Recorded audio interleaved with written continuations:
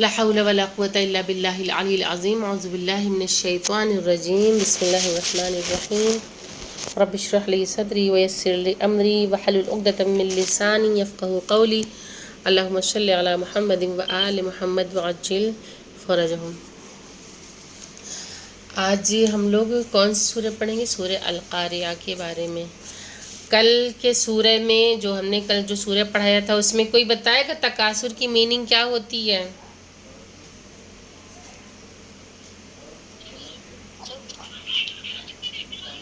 Hello. تکاثر کی meaning کیا ہے؟ مال اور اولاد کی زیادتی کا مقابلہ کرنا. Good, very good. مال اور اولاد کی زیادتی جی جی، شاباش. اب انشاءاللہ ہم جو اس میں سے پڑھائیں گے اس میں سے پوچھیں گے بھی، تو آپ لوگ جو ہے اس چیز کو ذہن نشین کر لیں گی اور اچھے سے. تو پڑھانے کے ساتھ ساتھ سوالات بھی انشاءاللہ وقت رہے گا تو لاسٹ میں ہم پوچھیں گے. تو پھر آغاز کرتے ہیں. اعوذ باللہ من الشیطان الرجیم. بسم اللہ الرحمن الرحیم. الحمد للہ رب العالمین الرحمن الرحیم مالک یوم الدین ایاک نعبد و ایاک نستعین اہدنا الصراط المستقیم صراط الذین انعمت علیہم غیر المغضوب علیہم ولا الضالین. بسم اللہ الرحمن الرحیم.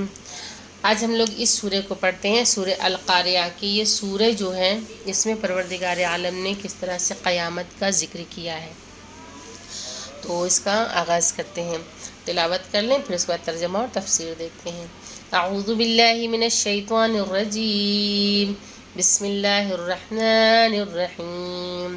القاریہ ما القاریہ وما ادراک ما القاریہ یوم یکون الناس کالفراش المبثوث وتكون الجبال كالعهن المنفوش فأما من ثقلت موازينه فهو في عيشة راضية وأما من خفت موازينه فأمه هاوية وما أدراك ما هي نار حامیہ.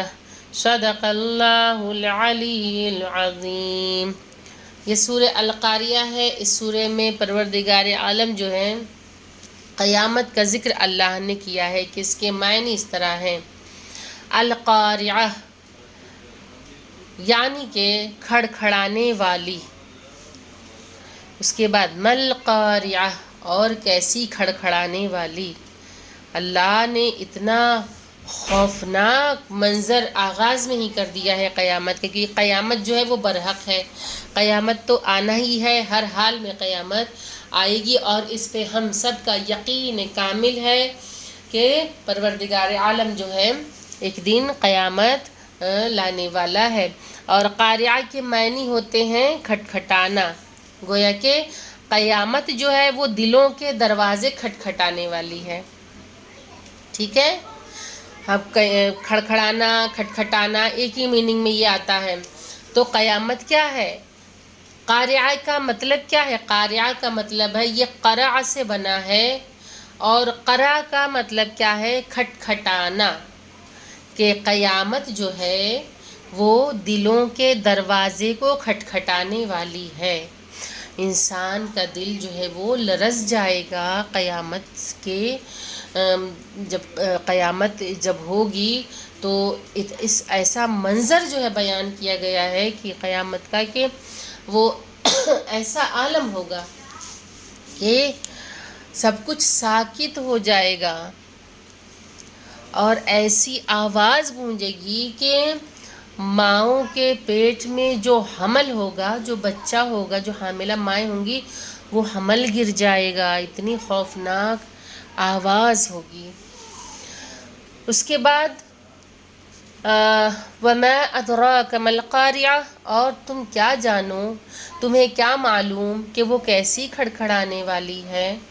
یوم یکون الناس کالفراش المبثوث، جس دن لوگ بکھرے ہوئے پتنگوں کے مانند ہو جائیں گے. پتنگیں دیکھے ہیں؟ फराश पतंगे, पता है पतंगे किसे क्या देखे होंगे? किसी को पता है? ये पतंग वाला पतंगा नहीं है, ये वो वाला है कि जो आपने देखा वो जो परों वाला जो शमा के आसपास जो आपने देखा है हमने, और उसके वो आसपास फिरता है। हाँ, तो वो कितना लाइट वेट होता है, कितना लाइट वेट होता है ना कि हवा भी उसको ज़ोर से अगर फूंक दे तो उड़ जाता है ना। और जब मर जाता है ज़मीन पे गिरता है तो उसकी हालत क्या होती है कि इंसान अगर रास्ते से कोई गुजर रहा है ना तो आसपास जो पतंगे पड़े होते हैं ना मरे हुए, वो भी उड़ जाते हैं सिर्फ पैरों की धमक से, नहीं इतना हल्कापन उसमें आ जाना। तो फराश के मतलब होते हैं पतंगे के, ठीक है। तो लोग बिखरे हुए पतंगों के मानिंद जो है हो जाएंगे, इस तरह से हो जाएंगे कि जैसे हर जगह पतंगे बिखरे हुए हैं। आप ज़रा तसव्वुर कीजिए कि वो इंसान के जो ज़मीन पे अकड़ के चलता था, वो इंसान के जिसके पास दौलत था, माल थी, प्रॉपर्टी थी, तमाम चीज़ें उस इंसान के पास थीं, लेकिन उसका क्या आलम होगा? बहुत कुछ है, सारा उसके पास, यानी कि तमाम लवाजिमात ज़िंदगी है, और वो हर तरह से फाइनेंशियली मजबूत है, फ़िज़िकली वो मजबूत है, लेकिन जब अल्लाह क़यामत बर्पा करेगा तो फिर क्या आलम होगा कि सब कुछ इतना ऐसा हो जाएगा पतंगों की तरह से, यानी हल्का हो कि सब कुछ उड़ने लगेगा। और अल्लाह परवरदिगार आलम जो है किस तरह से अल्लाह ने, अगर हम कुरान जो है अगर बैक में हम जाएं तो कुरान में बाज़ जगह अल्लाह ने बहुत बेहतरीन मिसालों से बातों को वाज़े किया है। जब हम कुरान पूरा पढ़ेंगे डिटेल में ना, आप वाक़ई यकीन रखिए कि इतना सुकून हासिल होता है जब हम इसका तर्जमा पढ़ते हैं, इसकी तफसीर पढ़ते हैं, कि अगर ये कोई ये चाहे ना कि अल्लाह उससे गुफ्तगू करे तो वो कुरान की तिलावत करे, कुरान का तर्जमा पढ़े। परवरदिगार आलम कितने अच्छे से बात कर रहा है, खुदावंद करीम कितने अच्छे अंदाज में अल्लाह ने बहुत सी बातों को मिसालों से समझाया है, और पुराने वाक़यात बताए हैं अल्लाह ने, मतलब हज़ारों साल पुराने, करोड़ों साल पुरानी, यानी जब ये ज़मीन के बनने से लेके, इसकी इब्तिदा से लेके इसकी इंतहा तक के बारे में अल्लाह ने बता दिया। और उस इब्तिदा से लेके इंतहा तक में जितनी कौमें आईं, जितने लोग आए, जितने सिविलाइजेशंस आए, उन सब के बारे में अल्लाह ने बताया। आप मिसाल के तौर पे एक सिविलाइजेशन देखिए कौम आद का, कि जो एक जगह है वहाँ अरब में, एक जगह है जिसे वादी अहकाफ़ कहते हैं। अहकाफ़ वहाँ पे जो है वो कौम आद जो थी वो आबाद थी, और जनाब हूद अलैहिस्सलाम को अल्लाह ने नबी बनाकर भेजा था उनके यहाँ। आप सोचिए, मेरा बताने का मकसद ये है कि अल्लाह अगर ख़त्म करना चाहे तो सब कुछ एक झटके में ख़त्म हो जाएगा। इंसान गुरूर तकब्बुर करने के काबिल नहीं है कि सबसे बड़ी वो कौम जो थी, जियांट साइज़ जो होता है, जो बहुत बड़ा, आप लोगों ने देखा होगा कभी कभी, जैसे एनिमेशंस में टीवी वगैरह में आप लोगों ने, जैसे बच्चे देखते हैं कार्टून, तो उसमें कभी कभी बड़ा एक मतलब एक हैबत वाले आदमी को दिखाते हैं ना, जैसे स्टोन की तरह से मजबूत उसकी बॉडी है, और वो बिल्कुल इतना बड़ा है कि सारे लोग उसके सामने बौने नज़र आते हैं। तो उस तरह से कौम आद होती थी, यानी कि 40 हाथ लंबी। आप सोचिए 40 हाथ, अगर हम अपने हाथ को मेजर करें हमारा हाथ कितना लंबा होगा, और 40 हाथ मतलब कितना हो गया आप सोचिए। इतनी बड़ी इतनी इनकी जसामत हुआ करती थी, और अल्लाह ने न उनसे पहले इतना तवील कद और इतनी हैवी जसामत किसी को दी, और न ही उनके बाद। अल्लाह ने कुरान में उनके बारे में बताया है कि अल्लाह ने उनको बहुत ताकत दी थी, और वो कई सालों तक समझ लीजिए कि वो बग़ैर खाए पिए भी रह सकते, यानी मुकाबला कर सकते थे। अल्लाह ने इतनी उनको क़ुव्वत दी हुई थी, और उसके अलावा परवरदिगार ने उन्हें तमाम नेमतों से नवाजा था कि उनके आसपास मीठे पानी के चश्मे मौजूद हुआ करते थे, उनके यहाँ चरागाहें थी बड़ी बड़ी, उनके यहाँ जानवर थे, उनके यहाँ खेती बाड़ी थी, यानी हर तरह से वो कौम जो थी वो हशाश बशाश कौम थी, आबाद कौम थी। लेकिन उस कौम का क्या हुआ? परवरदिगार आलम ने जब हूद अलैहिस्सलाम को भेजा है, और जब हूद अलैहिस्सलाम जब उस कौम की हिदायत के लिए गए हैं, तो उन लोगों ने क्या किया? उन लोगों ने सरीहन منع کر دیا عبادت کرنے سے، کہا کہ ہم آپ کے خدا کی عبادت نہیں کریں گے، ہم اپنے باپ دادا کی جو خدا جو چلے آ رہے ہیں ہم ان کی عبادت کریں گے، ہم آپ کے خدا کی عبادت نہیں کریں گے۔ جناب ہود علیہ السلام نے وہاں پہ 50 سال تبلیغ کی جناب ہود علیہ السلام نے، اور ان 50 سالوں میں سوائے چند لوگوں کی کوئی ایمان نہیں لایا، اور جب بہت پریشان ہو گئے ان لوگوں سے، یعنی کہ انہیں اپنی سائز کا بھی گھمنڈ تھا۔ ابھی اس کے بارے میں شاید آرکیولوجیکلی جب وہاں اس جگہ کی جب کھدائی ہوئی ہے، اچھا یہ وادی جو ہے نا یہ عمان آپ لوگوں نے سنا ہوگا، عمان ایک کنٹری ہے عرب سے لگی ہوئی، تو یہ وادی جو ہے یہ عمان سے لگتی ہے، یہ عمان میں ہے، اس کو عربی زبان میں اس کو عمان کہا جاتا تھا، ایک جگہ ہے، اور جسے عمان کہا جاتا ہے آج کے زمانے میں۔ تو وہاں اب وہ ایک موت کی وادی ہے، ایسی وادی وہ بن چکی ہے، کیونکہ ہوا کیا تھا کہ اتنے بڑے لوگوں کو اللہ نے کیسے ختم کیا۔ میرا مقصد یہ بتانا ہے کہ اللہ جب ختم کرنا چاہتا ہے تو کیسے کرتا ہے پروردگار ختم، کہ جب ان لوگوں نے انکار کر دیا تو کیا ہوا، اللہ نے ان کے اوپر قحط نازل کیا۔ جب قحط نازل ہوا، لیکن یہ قوم جو تھی یہ بڑی سرکش قوم تھی، بہت ساری اس کے بارے میں ڈیٹیل ہے، میں پوری ڈیٹیل میں نہیں جاؤں گی، بس اتنا بتانا ہے کہ یہاں جب قحط ہو گیا، بارش نہیں ہوئی، اور یہ سلسلہ مطلب میرے 3 سال تک یہ سلسلہ اسی طریقے کا جاری رہا، جب بارش نہیں ہوئی تو 3 قسم کے بادل آئے، کیونکہ اللہ کی طرف سے اب یہاں سے عذاب کی شروعات ان لوگوں کی ہو گئی۔ پہلے قحط سالی دی اللہ نے، لوگ بھوکے مرنے لگے، جانور بھوکے مرنے لگے، لیکن یہ قوم جو تھی یہ اپنی سرکشی سے باز نہیں آئی۔ پھر 3 کلر کا بادل آیا، ایک سفید بادل آیا، ایک کالا بادل آیا، مطلب ٹکڑا، کالے بادل کا ٹکڑا آیا، سفید بادل کا ٹکڑا آیا، اور سرخ بادل کا ٹکڑا آیا۔ تو ان لوگوں نے کیا کیا کہ ان میں سے جو تھا وہ یہ تفسیر دور منصور میں ہے یہ، تو ان لوگوں نے جب یہ ہوا کہ ان تینوں میں سے کسی ایک ٹکڑے کا انتخاب کر لو، تو ان لوگوں نے، یہ لوگ دھوکے میں آ گئے۔ کیسا دھوکا؟ ان لوگوں نے سوچا کہ اتنے سالوں سے جو ہے وہ قحط پڑ رہا ہے، تو جو کالا بادل ہے اس کو اگر ہم لوگ چوز کریں گے تو یہ جو ہم لوگوں کو بارش دے گا، جب بارش برسائے گا تو پھر ہمارے یہاں پہ پھر سے سب کچھ ہریالی ہو جائے گی۔ اس کے بعد ان لوگوں نے جب انتخاب کر لیا تو ان کا انتخاب جو تھا وہ بڑا غلط ثابت ہوا، کہ وہ ابر تو تھا، بظاہر تو لگ رہا تھا کہ خوب بارش ہوگی، لیکن ہوا کیا کہ سب کے سب جب اس کے نیچے جمع ہو گئے تو پروردگار عالم نے ایسی آندھی چلائی کہ آپ سوچئے اتنے بڑے بڑے قوی ہیکل لوگ کہ ان کے اتنا بڑا اللہ نے کبھی خلق نہیں کیا کسی کو۔ جب ان کے آثار قدیمہ میں جب ان کی ملی ہے نا ڈیڈ باڈیز، جب آرکیولوجیکلی جب کھدائی ہوئی ہے نا، تو ان کا سر اتنا بڑا تھا کہ ایک انسان جو اس کے سامنے چھوٹا نظر آنے لگے، اور اتنے طویل قامت تھے کہ مطلب ہم جیسے لوگ بالکل چینٹی کے مانند ان کے سامنے۔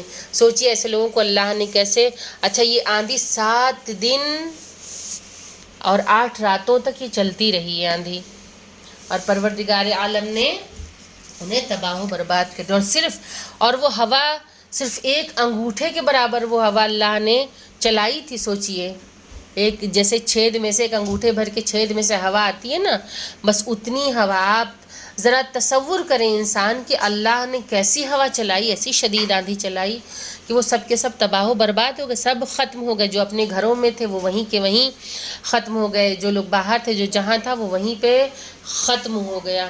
تو پروردگار عالم جب قیامت آئے گی نا، تو قیامت کا منظر تو اور زیادہ خوفناک ہوگا، کیونکہ رسول خدا صلی اللہ علیہ وآلہ وسلم جب آندھی چلتی تھی تو رسول کے چہرے کا رنگ جو بدل جایا کرتا تھا، ان کے چہرے کا رنگ جو ہے وہ متغیر ہو جایا کرتا تھا۔ تو ایک مرتبہ جو ہے، بلکہ ام المومنین عائشہ سے روایت ہے کہ انہوں نے پوچھا کہ یا نبی اللہ آپ کے چہرے کا رنگ ایسے کیوں ہو جاتا ہے، جبکہ اگر کالے بادل، سیاہ بادل اگر آتے ہیں تو یہ تو خوشی کی علامت ہے۔ تو نبی کریم نے فرمایا کہ یہ ضروری نہیں ہے کہ ہر سیاہ بادل جو ہے وہ خوشی کی علامت ہی ہو سکتا ہے کہ اللہ کا عذاب اس میں پوشیدہ ہو، کیونکہ قوم عاد جو تھی وہ اسی سیاہ بادل کے ذریعے تباہ ہو گئی تھی۔ چلیں تو یہ ہو گیا کہ لوگ بکھرے ہوئے پتنگوں کے مانند ہو جائیں گے. وَتَكُونُ الْجِبَالُ كَالْعِهْنِ الْمَنفُوشِ اور پہاڑ دھنکی ہوئی روئی کی طرح اڑ جائیں گے. دھنی ہوئی روئی کیسی تھی؟ دھنکی ہوئی دیکھی ہوگی آپ لوگوں نے.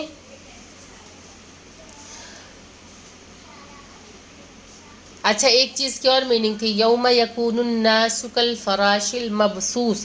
فراش کے معنی ہوتے ہیں پتنگے کے، اور مبثوث یعنی منتشر ہونا، بکھر جانا.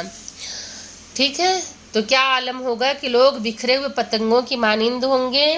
پھر اس کے بعد وَتَكُونُ الْجِبَالُ كَالْعِهْنِ الْمَنفُوشِ اور پہاڑ کتنے مضبوط ہوتے ہیں.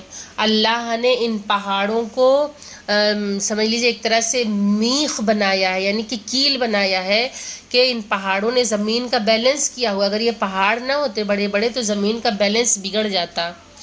اللہ کی قدرت دیکھی کہ اللہ نے پہاڑوں کے ذریعے زمین کو بیلنس کیا ہے.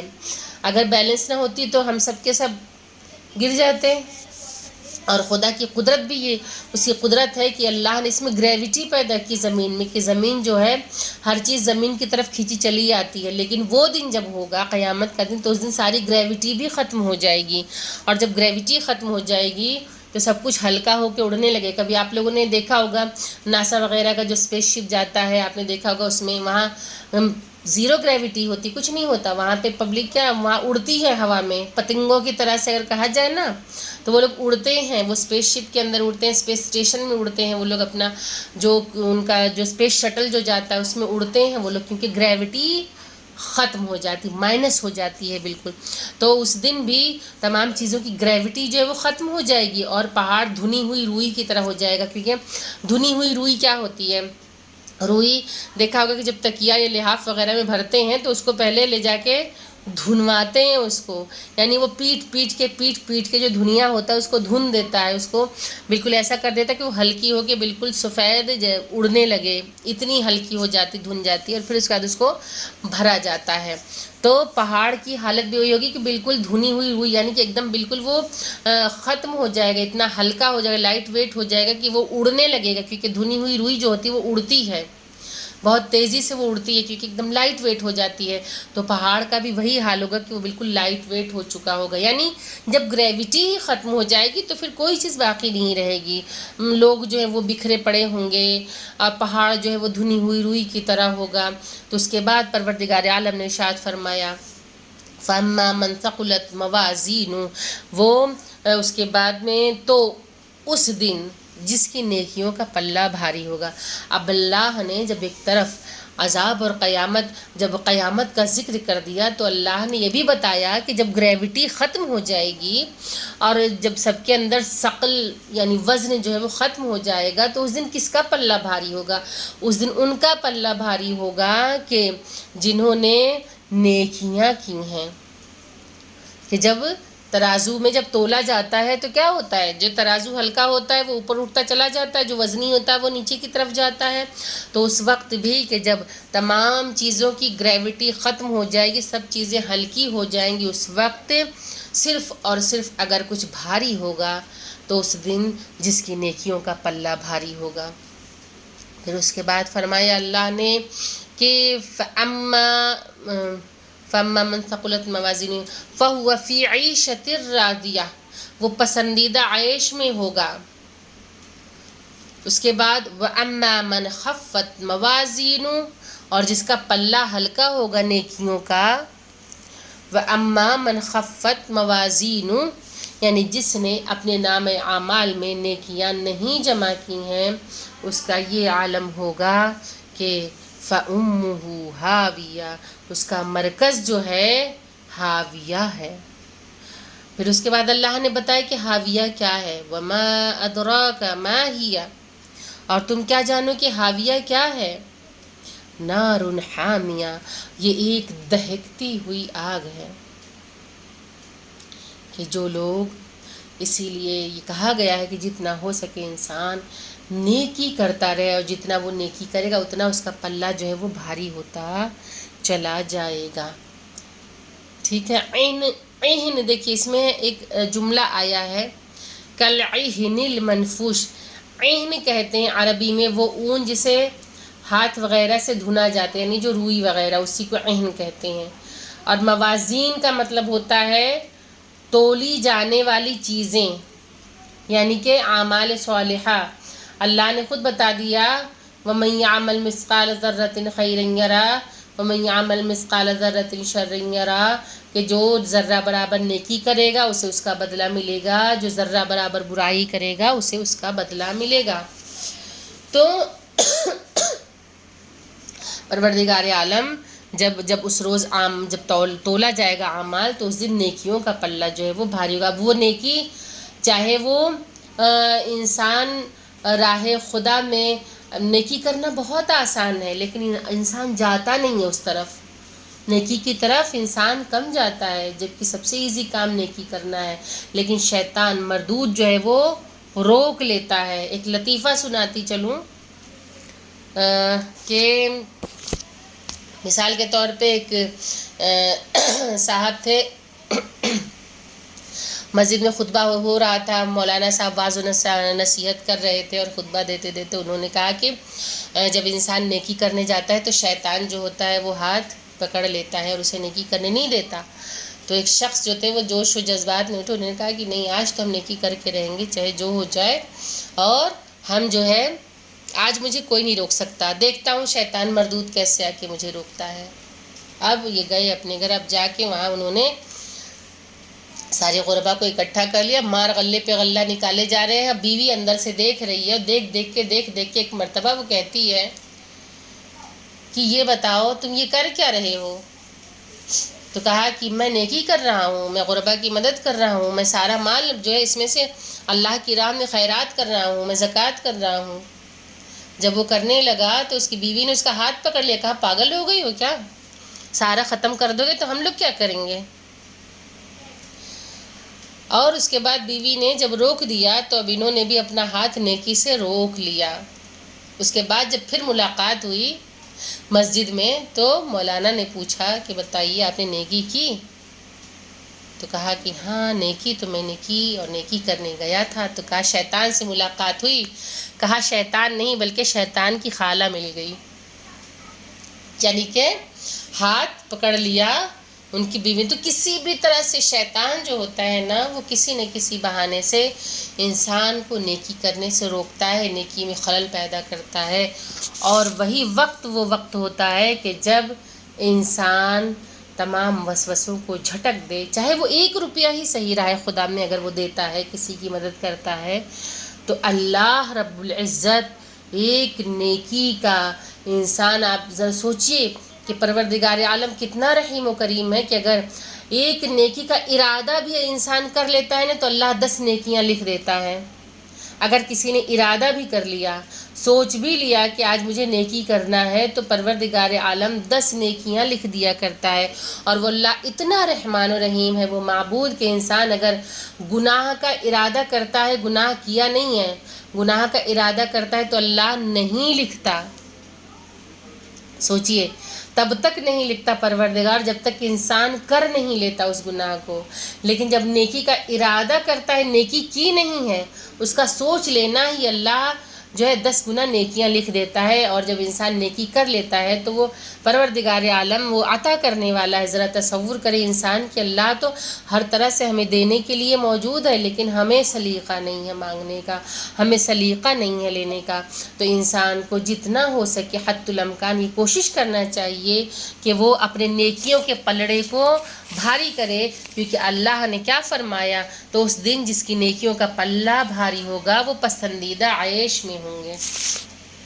قیامت کا دن واقعی قیامت کا دن ہوگا، انسان پتنگوں کی طرح اڑتے نظر آئیں گے، پہاڑ دھنی ہوئی روئی جیسے ہو جائیں گے، ہر شے کا ثقل یعنی کہ وزن جو ہے وہ ختم ہو جائے گا۔ تمکین اپنا مائک بند کریے، میوٹ کریے آڈیو۔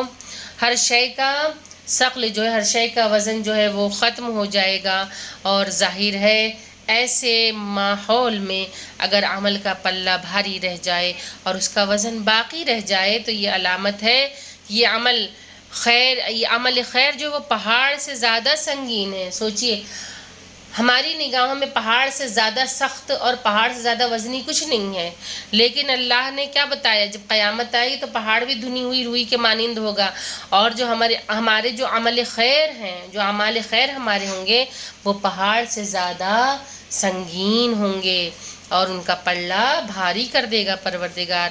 اور ایسا عمل کرنے والا واقعاً حقدار ہے کہ اسے جنت کی خوشگوار زندگی عطا کی جائے، ورنہ اگر کسی کے عمل کا پلہ ہلکا ہو گیا اور اس کا عمل بھی قیامت کی آندھی میں اڑ گیا تو اسے جہنم کے علاوہ کچھ نہیں مل سکتا ہے، اس لیے کہ اس نے اعمال میں دنیا کے وزن کا خیال کیا اور آخرت کے وزن کو یکسر نظر انداز کر دیا، ورنہ وہ سوچتا کہ دنیا کا وزن آخرت کے مقابلے میں بالکل بے قیمت ہے اور اس کی کوئی حیثیت نہیں ہے۔ یہاں عمل کتنا ہی بے وزن کیوں نہ ہو، آخرت کے اعتبار سے وزنی اور سنگین ہونا چاہیے۔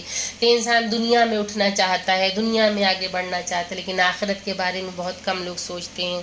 لیکن پروردگار عالم جو ہے وہ آخرت دیکھتا ہے، خداوند کریم آخرت دیکھتا ہے۔ دنیا کو تو اللہ نے مزرعہ الآخرہ بنا دیا کہ آخرت کی کھیتی اللہ نے اسے بنا دیا، انسان یہاں پہ جو بوئے گا آخرت میں وہی کاٹے گا۔ تو جب اسے آخرت کی کھیتی بنا دیا تو تمام اعمال کے حساب و کتاب کا دار و مدار اس روز ہے، یعنی کہ آخرت میں اللہ نے رکھ دیا، اور اس دن اللہ جو ہے ہمارے ایک ایک عمل کا حساب لے گا۔ تو پروردگار ہم سب کو عمل خیر کی توفیق عطا فرمائے۔ اچھا، جہاں اللہ نے ہر جگہ، جہاں پروردگار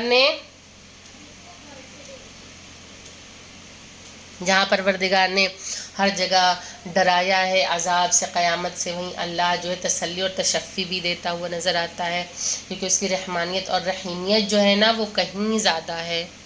اللہ اپنے فضل و کرم کی بنیاد پہ ہم سب کو بخشے گا، اور پروردگار عالم سے انسان کو نا امید نہیں ہونا چاہیے۔ تمام چیزیں تو اللہ اس لیے یاد دلاتا ہے پروردگار کہ انسان اپنی سرشت کو نہ بھولے، اپنی آخرت کو نہ بھولے، اسے پلٹ کے کہاں جانا ہے، مطلب دنیا کی رنگینیوں میں کھو نہ جائے۔ اللہ تمام چیزوں کو مثالوں کے ذریعے پروردگار عالم نے بتا دیا۔ اس کا یہ مطلب نہیں کہ انسان جینا چھوڑ دے یا سب کچھ چھوڑ کے جنگل بیابان میں چلا جائے اور دنیا کی تمام چیزوں کو خیر آباد کہہ دے اور صوفی اور سنت بن کے جنگل میں صرف صبح سے شام تک اللہ اللہ ہی کرتا رہے اور باقی کسی چیز سے مطلب نہ رکھے، کہ نہ اہل و عیال سے مطلب، نہ گھرداری سے مطلب، کسی چیز سے نہیں، ایسا ہرگز نہیں ہے، بلکہ دونوں میں بیلنس بنا کے چلیں۔ یعنی اگر کوئی انسان اپنے امور کے ساتھ ساتھ، دنیاوی امور کے ساتھ ساتھ دینی امور انجام دیتا ہے تو اللہ اسے بہت پسند کرتا ہے، یعنی تمام حقوق کو ادا کرتے ہوئے، اپنے اہل و عیال کے لیے اگر محنت و مشقت کرتے ہوئے وہ تو دنیاوی امور کے ساتھ دینی امور انجام دے رہا ہے تو اللہ اس کا ثواب رکھتا ہے، کیونکہ کسب معاش یا اپنے اہل و عیال یا اپنے رشتہ داروں کے ساتھ ان کے ساتھ اٹھنا بیٹھنا یا ان کے لیے عمل خیر کرنا، یہ تمام چیزیں جو ہے یہ انسان کے لیے ایک طرح سے معاشرے میں رہنا اور خود کو بچانا جہاد اور جہاد اکبر ہے، تو اللہ اس کا بہت اجر و ثواب رکھتا ہے۔ تو یہ بات غلط ہے کہ انسان جو ہے یہ سوچے کہ اللہ نے تو اتنا ڈرا دیا ہے، چلو دنیا داری چھوڑ کے ہم جنگل بیابان میں چلے جائیں اور ہم بالکل ان تمام چیزوں سے منہ موڑ لیں۔ تو اس کی بھی اللہ نے، اس کی بھی معصومین علیہ السلام نے مذمت کی ہے ان تمام چیزوں کو، یعنی اپنی ذمہ داریوں سے بھاگنا نہیں ہے، اپنی ذمہ داریوں کے ساتھ ساتھ اللہ کی راہ پہ بھی چلتے رہنا ہے۔